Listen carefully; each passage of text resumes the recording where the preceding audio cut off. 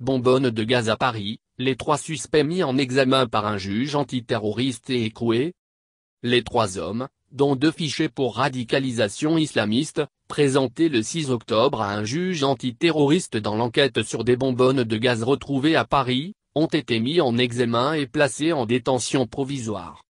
Interpellé le soir du 1er octobre après une tentative d'attentat dans le 16e arrondissement de Paris, Amin A., son cousin Sami B. et Emen B., âgés de 28 à 30 ans, ont été mis en examen le 6 octobre par un juge antiterroriste, notamment pour tentative d'assassinat en bande organisée en relation avec une entreprise terroriste et écrouée, conformément aux réquisitions du parquet de Paris, selon une source judiciaire qui l'a déclaré le 7 octobre à la AFP.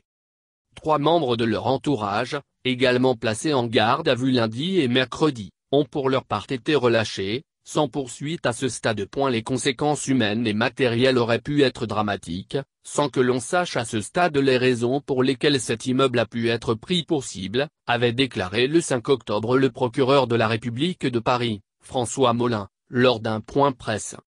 Dans la nuit 29 au 30 septembre, un habitant avait donné l'alerte après avoir découvert, peu avant 4 bonbonnes de gaz surmontées d'un dispositif de mise à feu électrique par téléphone, autour desquelles avait été versé beaucoup d'essence, au rez-de-chaussée de son immeuble du 16e arrondissement, un quartier aisé de la capitale. Pour une raison inconnue, 3 appels n'ont pas réussi à déclencher le dispositif. Le mode opératoire et l'ADN d'Emen B., identifiés sur les lieux, ont mis les enquêteurs sur la piste du trio. Né à Paris, cet homme de 29 ans, était fiché S depuis juillet 2016 en raison d'un prosélytisme pro-Daesh, selon le procureur, et connu pour être en contact avec Amin A., 30 ans, également fiché S. Ce natif des Ulis, Essonne, était pour sa part connu pour avoir été placé en garde à vue le 26 mars 2013 dans le dossier bien connu Forsana Elisa, du nom d'un groupuscule islamiste radical dissous en 2012 par les autorités françaises, a expliqué François Molin.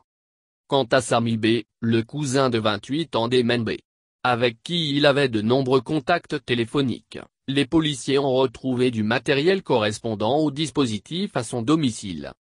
En septembre 2016, 5 bonbonnes de gaz mais sans dispositif de mise à feu avaient été découvertes dans une voiture à Paris, non loin de la cathédrale Notre-Dame.